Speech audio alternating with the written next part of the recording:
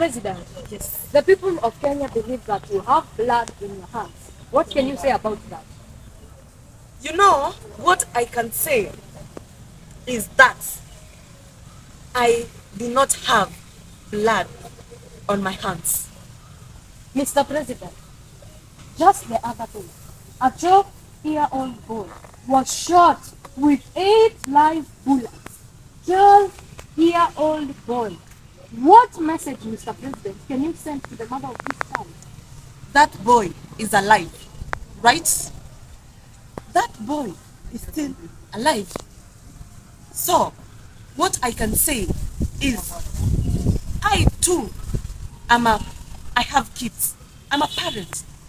And that boy is still breathing. Mr. President, that innocent boy was not protesting and he was unarmed, Mr. President. The same case to this boy called Rex. He was shot at night and he was unarmed. What can you say about those killings, Mr. President? When I came to office, I heard 3 things. And one was the police would work independently. And that I have done. The second thing was no more extrajudicial killings. What I can say is that a criminal went and took a firearm from a police officer and started shooting at the protesters. And now the police were forced to use force and shoot that criminal. So that criminal who took a firearm from the police officer is to be blamed. Mr. President, before you continue, know this killing? Mr. President, it's against the law for police to shoot to an armed citizen. So, what can you say about that? Police shooting at an armed citizen? I will repeat what I have said. When I came to office, I said the police were to work independently. So you want to say you have nothing to be consulted about the police? No. Mr. President, no. 24 people were reported dead in Kenya. You know, let me tell you something. When they were, Mr. President, it was 19 people, not 24. Mr. They President, were 19. There are 24 people who were shot dead during the protest, and we have the records with us. These are the reports that we have from the police that they shot 24 people lying in the mortuary. So what can you say about that? What I can say is the record that I have, I only have 19 people who were confirmed dead. I don't know about the 24. I know about 19. Okay, Mr. President.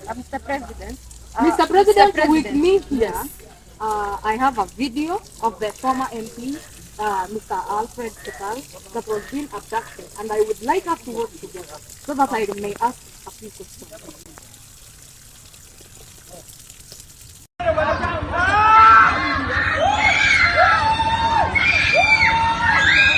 Ni kama alikosa, si ndio?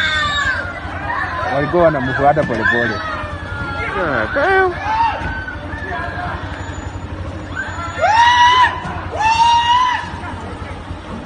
Alikuwa amekosa huyu. Alafu madam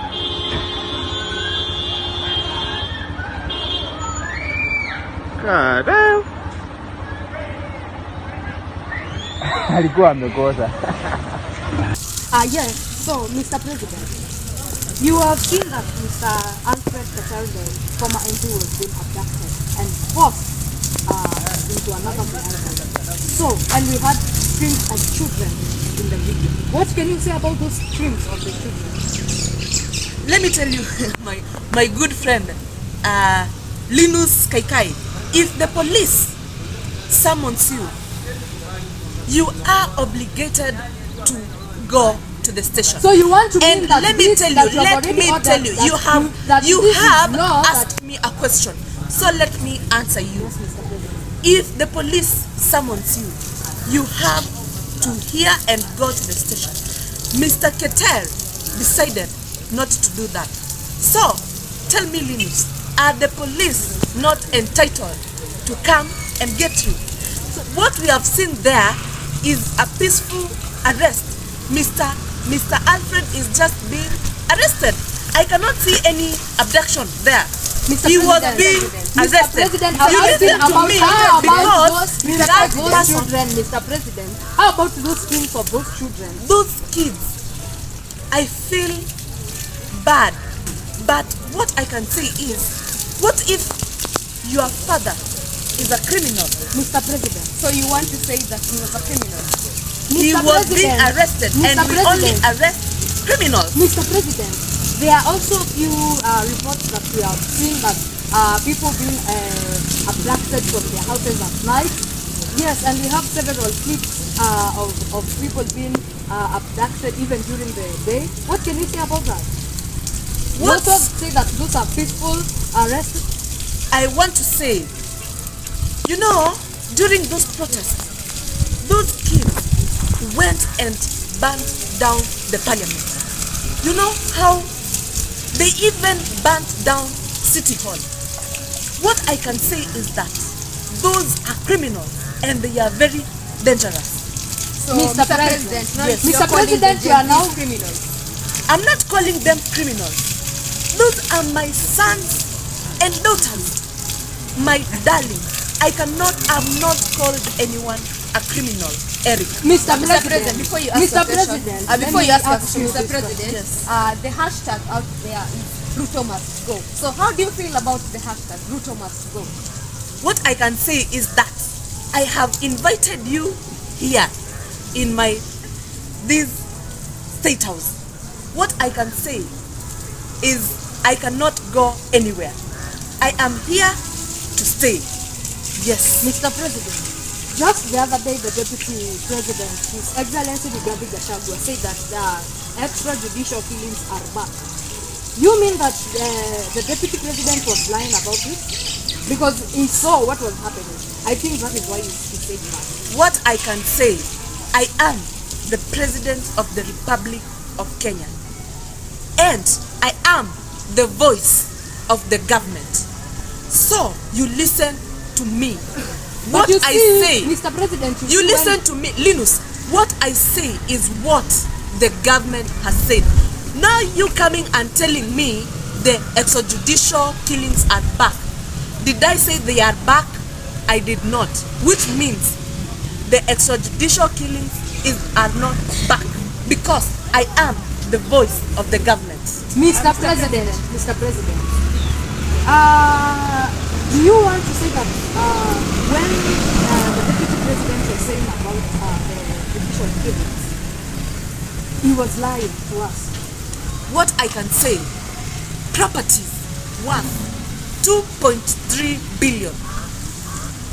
2.3 billion Kenyan shillings were destroyed.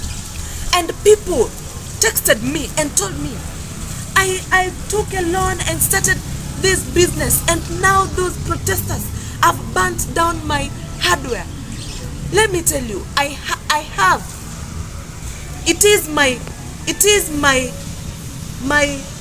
business to protect those people. Those people have kids, just like the mama mbogas, and it is my duty as the President of the Republic of Kenya to protect those millionaires whose businesses were burnt down.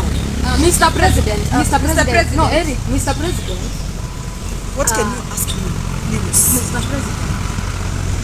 Mr. President, when you are vying for your seat, you told the Gen Zs that you're going to give them job opportunities. Now we have billions of Gen Zs who are jobless. So what can you tell them? You know, my good friend